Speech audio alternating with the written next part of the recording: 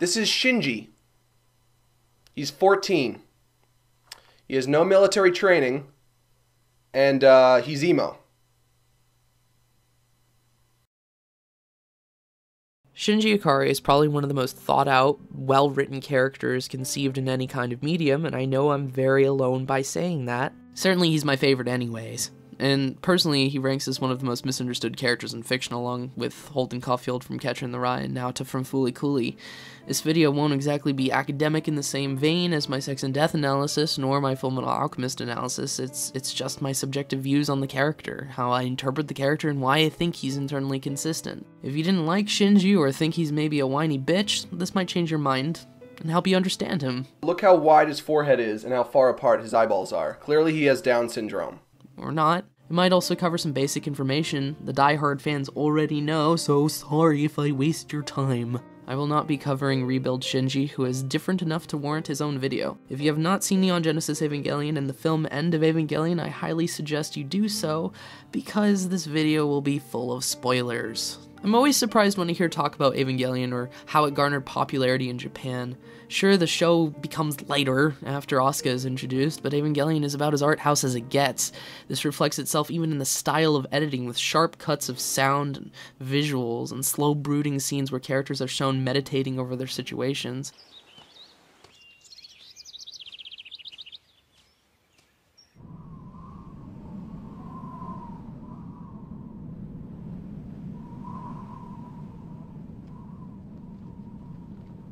How the fucking hell did this thing become mainstream? It's like 400 Blows meets 2001: A Space Odyssey, and while I think that's rad, it's certainly not for everyone.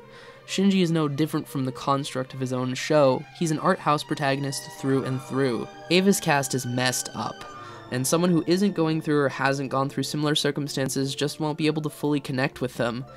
This can be said about most things, but it's especially true about Evangelion. We don't watch teenagers in impossible situations to watch how teenagers in impossible situations would actually react. We want them to take the negative and turn it over and make it positive, and then gallop off into the sunset as a black circle engulfs them and the credits roll. That's what we want. That's why we don't like Shinji.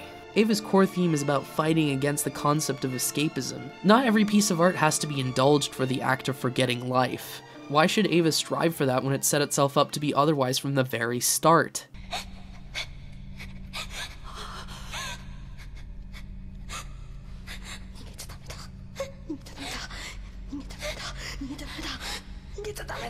In the same sense, Shinji's not here to provide escapism for the audience, and you should have known that by episode 1. Shinji is exactly the opposite, meant to confront adolescence with unflinching honesty head-on. He's written to be realistic, to slap us back to that time in our lives where we're stuck wondering how to operate in a world that treats us with cold indifference, an alien place, unfamiliar to us.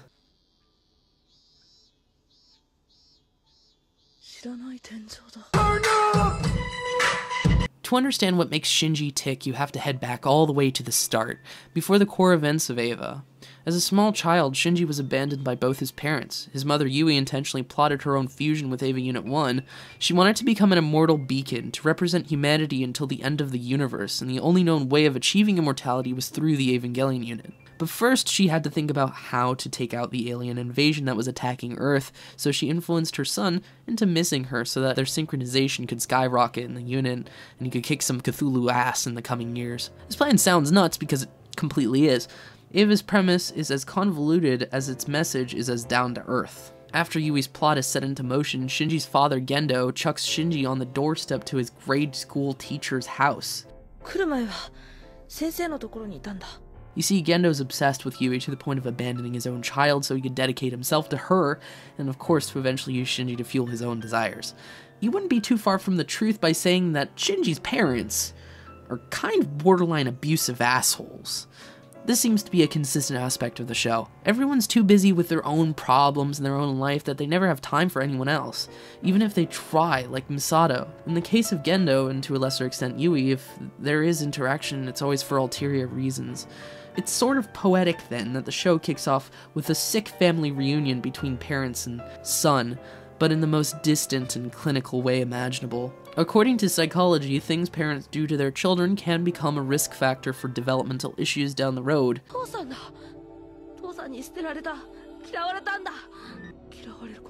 The kid is from a family environment that's been completely shattered. While I do not believe that being able to diagnose a character in a piece of fiction automatically makes it good, there are a few examples I can think of where characters are mentally ill but the writing sucks, it can give us a little insight into what kind of characters we're dealing with. My judgment wavers between whether or not Shinji has avoidant or dependent personality disorder.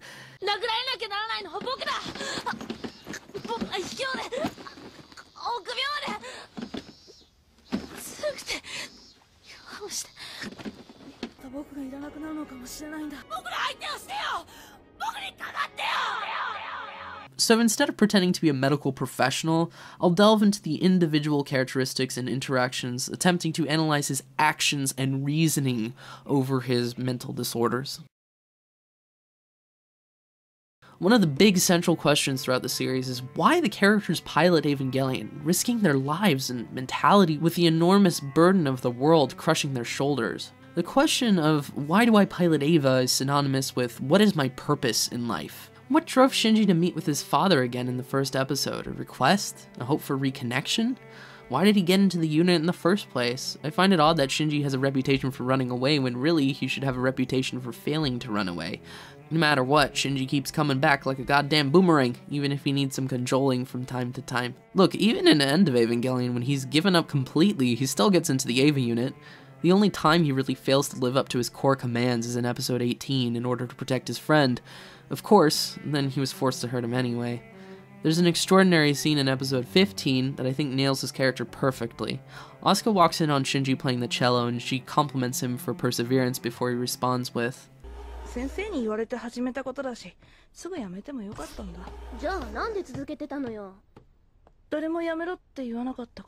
He later references this exact scene in End of Evangelion.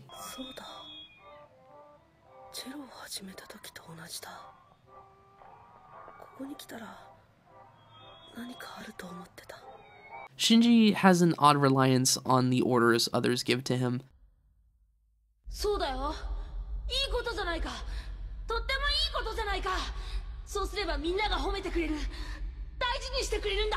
It's why he goes to Nerve to meet his father, who he hates.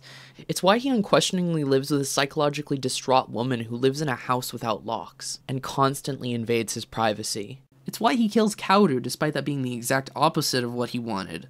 The episode Hedgehog's Dilemma is essentially focused on Shinji trying to gain control over his situations. He wants to be needed and tries to put Misato into somewhat of a vice grip emotionally. He attempts to justify his actions through himself being necessary to her and Nerve, and then this happens.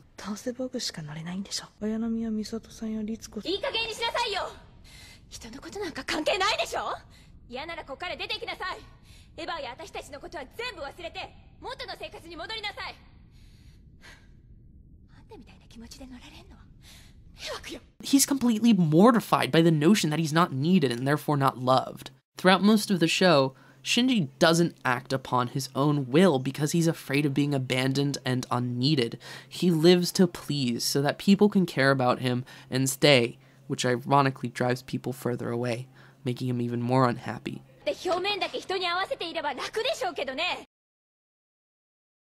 Probably the absolute summit of his completely, utterly self-destructive habit of subservience is the masturbation scene in the opening of End of Evangelion.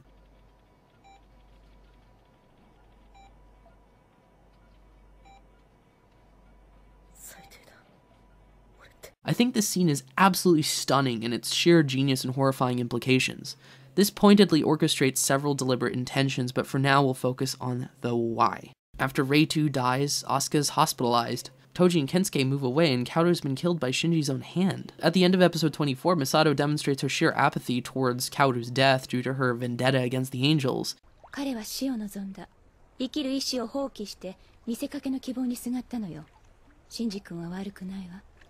Shinji is left with no one to turn to. He's been reduced to begging Asuka in her comatose state to help him after his failed attempt to drown himself. He exposes her breasts accidentally and masturbates. Why? Because the only thing he has to follow is his base instincts. You might not like it, but neither does Shinji.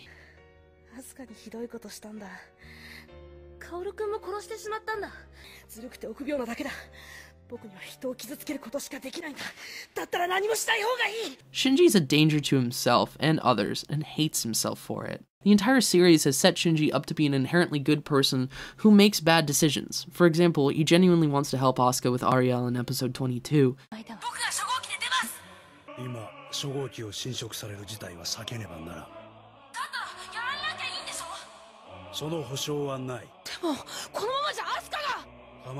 What humanizes him despite these horrible acts is his self-awareness and lack of control.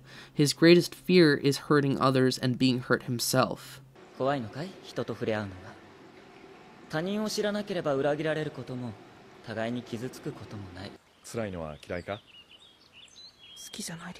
Shinji might not always run away from serving others, but he does run away from emotional turmoil and abandonment. When he's not fulfilling his duty as an Eva pilot, he puts up false constructs and isolates himself. Even the rug he has lying on the floor of his room visually evokes an AT field. Shinji puts up barriers around himself despite searching out affection. His escapism takes the form of playing music over and over again. When he doesn't, he lets waves of negative memories sweep over himself. The fact that summer continues year-round in the world of Eva is no coincidence. This is because Shinji and the rest of the cast are stuck in a perpetual self-inflicted purgatory.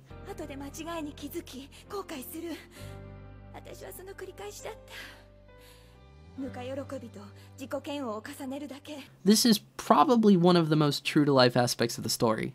On a personal level, I was diagnosed with bulimia not too long ago, which led me straight to depression, really. It's one thing to understand your problems and another to be able to fix them. It's real-world issues like this that we face every day that help us to relate to these characters. The reason why Shinji keeps appearing in the train car is incredibly important to his circular nature. It was clever the first time and even more so the fifth. Instead of just being a callback to the concept of running away, it's now a different symbol representing ritualistic habits. Shinji has ups and downs, but neither last very long. Good events will always follow bad, and both can be equally toxic. How to emotionally handle these events becomes the real conflict in the show. You can keep hiding behind the good instead of facing reality of your situation, but the reality still exists.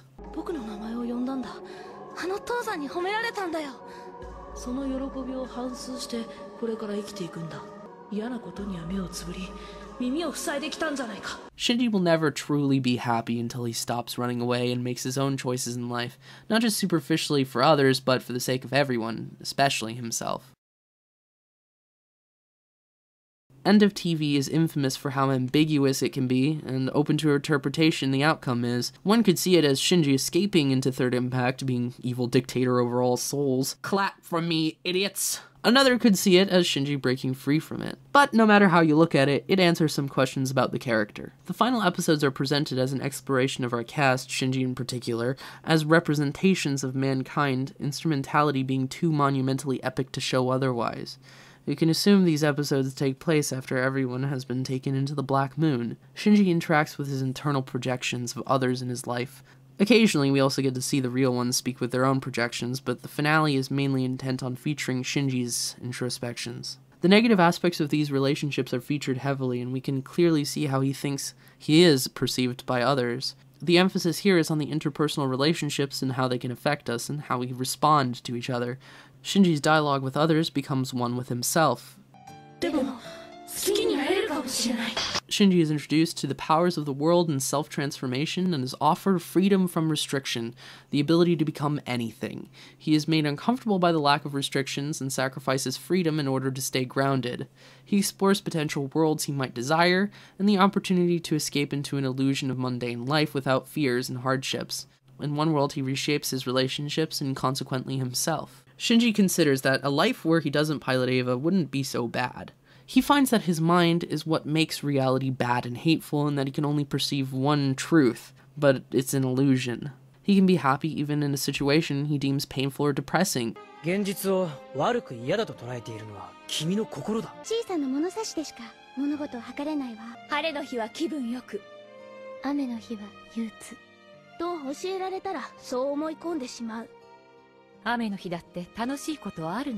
You can be an Eva pilot, but still be happy in your situation. He finds that he has been ignoring the truth, looking for something deeper, and running from the fact that he must love himself in order to trust others. Though he hates himself, the hope that he can love himself no matter where he is makes him proclaim that he accepts his individuality and identity. He wishes to remain here as himself, where here is he an instrumentality or in reality?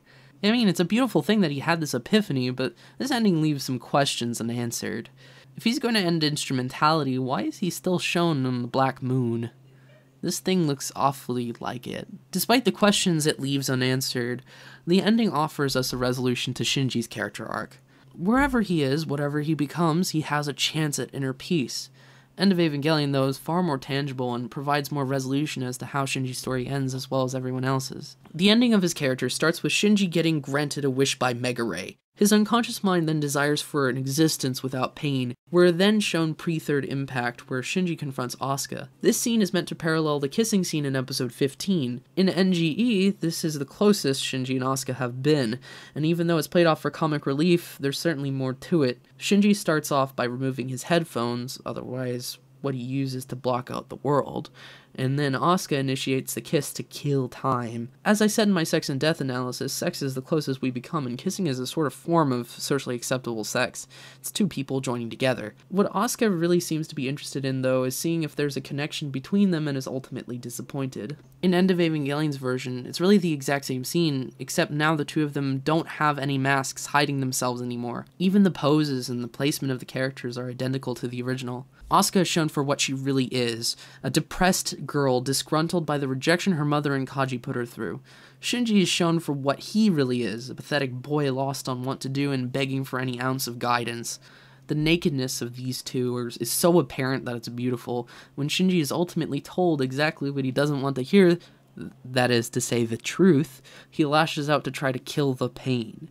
Asuka, at this point, is symbolic of the torment the Hedgehog's dilemma causes and is the final piece of Shinji's wish come into fruition. He damns the world, rejecting it for its rejections, and condemns individualism. Mega Ray joins the whole of humanity into one super being within the Black Moon, and Shinji witnesses the torrent of memories, all the pain, all the pleasure wrapped into one being before seeing the exact opposite thing that EOTV Shinji sees, which is to say the real world. Our world. Not an ideal one, but one that really exists. 幸せがどこにあるのかわからないんだ。だからこれは現実じゃない。誰もいない世界だ。そう、夢。だからここには僕がいない。都合のいい作り事で現実の復讐をしていたのね。いけないのか。虚構に逃げて真実をごまかしていた。僕の現実はどこ？ それは夢の終わりよ。 Shinji needs to find happiness in reality. His existence in Third Impact is a fake one he ran away to. Everyone is a singular being, so there was no one else there to hurt him. Being alone makes it so you cannot be hurt, but being alone makes it so you cannot feel love. 他人を知らなければ裏切られることも互いに傷つくこともない。でも寂しさを忘れることもないよ。 Without suffering, there is no empathy. けど、辛いことを知ってる人間の方がそれだけ人に優しくできる。 The price of love and empathy is the threat of suffering, but it's still worth it. また他人の恐怖が始まるのよ。いいんだ。僕はもう一度会いたいと思った。その時の気持ちは本当だと思うから。 He takes back the mistake he made wishing that humanity be joined as one and allows others to return to their original selves if they wish to. Shinji tells his mother in his moments of farewell that he hasn't found happiness yet, but he hopes to find it in the real world with people he cares about. もういいのね。幸せがどこにあるのかまだわからない。だけどここにいて 生まれてきてどうだったのかこれからも考え続ける。だけどそれも当たり前のことに何度も気づくだけなんだ。自分が自分でいるために。 Shinji finally grows up. He makes a decision not for himself, but for the whole of humanity, but only because he wants to.